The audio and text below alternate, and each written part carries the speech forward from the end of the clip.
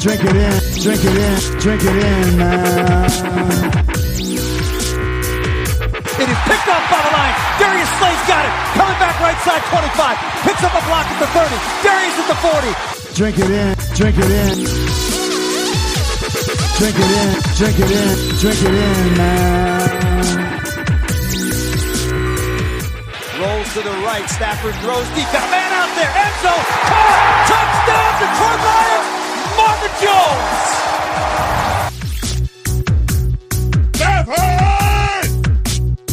Drink it in, drink it in. Touchdown, Detroit Lions. Cornbread.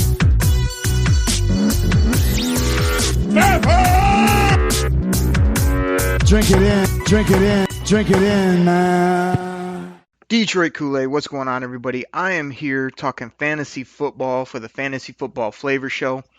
And I'm actually at my place right now just waiting on Grifka. It is Sunday evening. He's coming over here. We're going to load up the vehicle and then hit the road this evening to head to Green Bay for the Lions-Packers game at Lambeau. So just wanted to do a real quick fantasy show.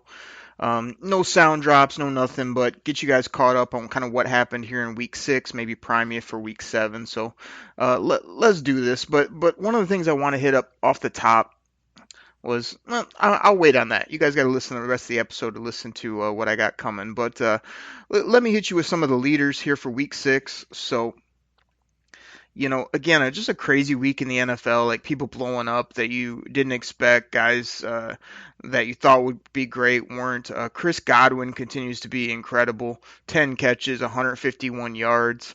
Did not find the end zone, though. That always hurts you in fantasy football. What about Austin Hooper? Austin Hooper is a guy I've never liked, but I did draft him in the Pro Football Focus League that I'm in. This guy every week is putting up like 120 and a touchdown. I don't get it. I don't see anything special about him, but he blows up. The big winner of the day was Stephon Diggs, 7 catches, 167, 3 tutties. That's big time. You know, he had been having all the issues over in Minnesota and wasn't putting up numbers. But I have him in a few leagues, and I kind of just been waiting for him to blow up. Sure enough, he does. It's about dang time, and I knew it was coming. So, you know, Tom Brady, again, just puts up 334, 2 rushing touchdowns, no problem. Matt Ryan, the king of garbage yards, you know, 356, 4 TDs, and another loss for Atlanta against the sorry Arizona Cardinals. You got Lamar Jackson rushing for 152 yards from the quarterback position. I mean, that's incredible. Chris Carson continues to sort of just be a beast on the ground, rushing for 24 rushes, 124 and a score. Adrian Peterson, the old man, 23 carries, 118, did not find the end zone. I actually put him in a league I was in, just thinking that the interim coach would turn to the veteran, and sure enough, he did.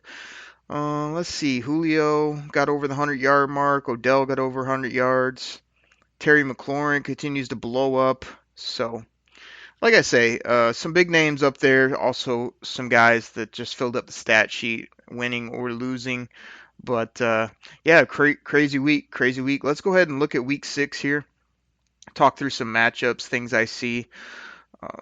So right off the bat, you got your bye weeks. You got the Panthers, the Browns, the Steelers, and the Buccaneers. So, you know, again, Grifka, everybody can beat me up as much as they want. Baker Mayfield has not played well.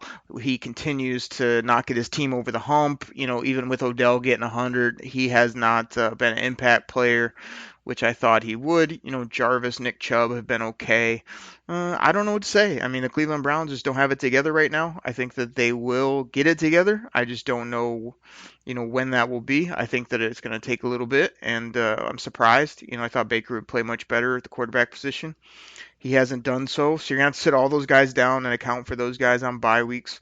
You know, the Panthers, anybody that has Christian McCaffrey, you got to make sure you got to fill in for him. Steelers, you're looking at Juju. And that's pretty much it at that point. James Conner, I guess.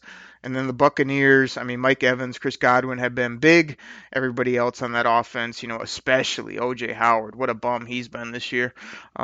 no big worries there. So let's see, the Thursday night game, you got the Chiefs and the Broncos.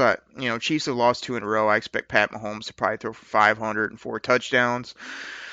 Let's see here. We got our Lions, Vikings at Lions. So coming home to Ford Field, we'll get the Vikings in our place. Kirk Cousins is playing good. I know Grifka says he's not that great, but he's playing good. And hopefully the Lions will be off a win in Green Bay, so that'll be nice. Rams Falcons, that jumps out to me as kind of a fun game to watch. Two teams that'll probably put up some points, put up some fantasy numbers. Let's see what else we got here. We got Texans, Colts. Colts, I still don't really understand how they're good, but they have a good roster top to bottom, but they're just tough to beat. The Texans going to Indy, but man, I absolutely love the Texans. I mean, Deshaun Watson, absolutely incredible. Like I say, the Colts, I don't know, they just run it, they throw it, they play good defense, tough to beat. So we got Saints Bears. That'll be interesting for, like I say, fantasy, but also like us, in the NFC North, want to watch that game. Ravens at Seahawks. Man, that's just a slugfest right there. That's a tough football game on both sides of the ball for both teams. You got the league favorites. You got the Eagles at Cowboys in the Sunday nighter there. I mean, I would expect the Cowboys to have a bounce back. Probably Zeke going for 120 and find the end zone at least a couple times. You've got Patriots at Jets. The Jets had a big win this week, just beating the Cowboys. But, gosh, man, the Patriots going to keep rolling. I like all their fantasy options.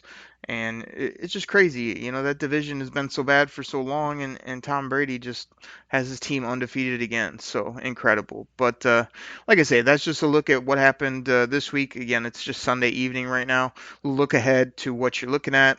But let's take a quick break, get our sponsors in, and come back after the break because I got something I definitely want to talk about. I'll be right back. When you need mealtime inspiration, it's worth shopping Baker's, where you'll find over 30,000 mouth-watering choices that excite your inner foodie. And no matter what tasty choice you make, you'll enjoy our everyday low prices, plus extra ways to save, like digital coupons worth over $600 each week. You can also save up to $1 off per gallon at the pump with fuel points. More savings and more inspiring flavors make shopping Baker's worth it every time. Baker's, fresh for everyone. Fuel restrictions apply. All right, everybody, we're back. Now here's the topic I want to hit on to kind of finish out the show today. Talking smack with your buddies. I tried to get Big Hughes. He stopped in to do the Koolaid Cast to talk about Lions at Packers. But I was like, Hughes, we got to do a little segment where me and you talk junk like we do all week, texting and whatnot about fantasy football, especially when we're playing each other. We just didn't have enough time to do that, but Hughes is the guy that loves to, it doesn't matter what his record is, he just loves going up against me and trying to beat me. And I'm like, Hughes, I'm trying to win championships. I don't care if I go 0 and whatever against your team if I win titles. But he's all about, that rivalry and kind of beating the buddy that you talk the most junk with. We have a bunch of fun with it, but like I say, Hughes has, gosh, I think he's got me a couple times this year. We have so many different leagues that we're in or that we compete against. So anytime we go head up, we both are kind of looking at that one. But he's got me a couple times here this week. Me and him going head up in our ESPN league that we've had for, gosh, I don't even know how long time league with a bunch of buddies. And sure enough, Hughes is projected to beat me. Told me the week prior that Stephon Diggs was no good and Adam Thielen was the guy. And then when Adam Thielen went off, 2 weeks ago, he definitely hit me up and was like, what did I tell you earlier, Okria? Who does well for the Vikings? I was like, you said Adam Thielen. He did well.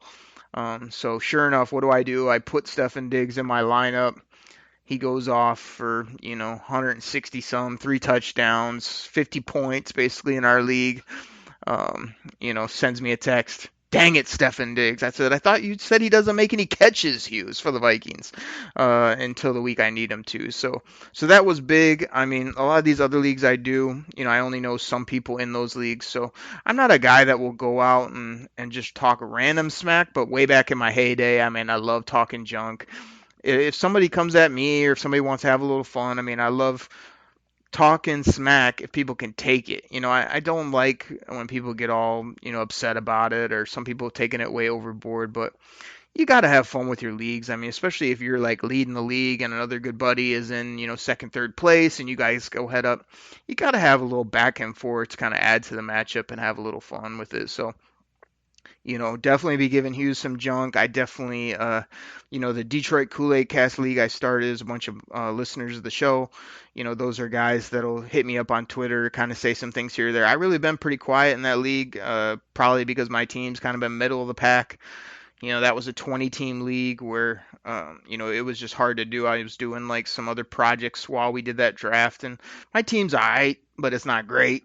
So, I still got some work to do there, but picked up another dub there, picked up a dub in a couple of my Reality Sports Online leagues this week. So things are really looking good. Again, part about talking smack is you almost got to be careful though, because I'm a guy that loves to talk it beforehand, but if you go out and talk junk and your matchup's close, you never know what can happen in fantasy football. Next thing you know, a couple deep touchdowns or a quarterback going for 300-400 yards and 3-4 touchdowns will end up putting you down. So I always kind of wait till it's pretty much said and done. But looking at my matchup, I have a 98% chance of beating the Big Hughes in our ESPN league. So that makes me feel good as we shove off to Lambeau Field here. But wanted to just hit on that quickly, like have fun with your friends, talk smack, enjoy fantasy football. You only got so many weeks of it. It's basically what a 14, 15 week league, and then it's done for, months and months and months before it returns. So,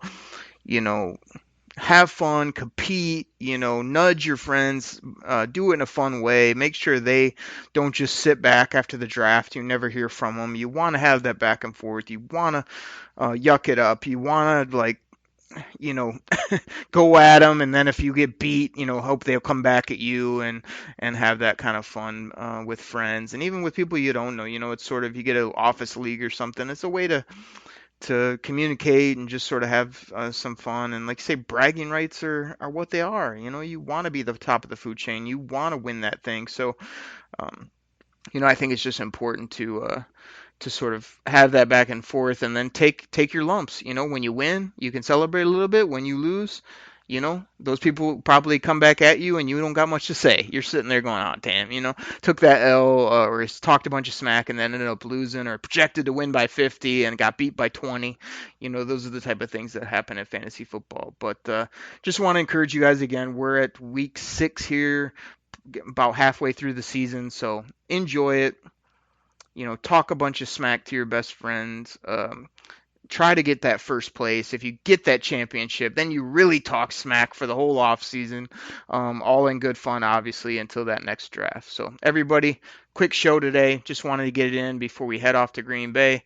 We're going to try to do some things from the road. We'll still try to do the Koolaid Cast. We'll hopefully do some post game, either on the road or once we get home. Definitely kind of recap the game and have do a bunch of things like that, trying to get stuff out, but we're also going to just enjoy the experience while we're out there. So Detroit Kool-Aid drinkers, again, we can't thank you enough for listening. We can't thank you enough for supporting. People that hit me up on Twitter saying, we'll be at the game, Kool-Aid Cast, you guys got to come by, we love the show.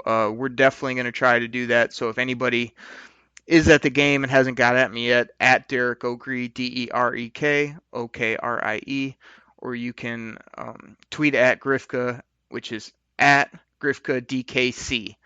DKC for Detroit Koolaid Cast. So we'll have the banner, we'll have a few mini bullhorns, we'll have our grill going. We're gonna have a lot of good times, I think, at this football game, and we just appreciate the support, the love, and all the fun you guys bring to the show. So thanks a lot for the Fantasy Football Flavor Show.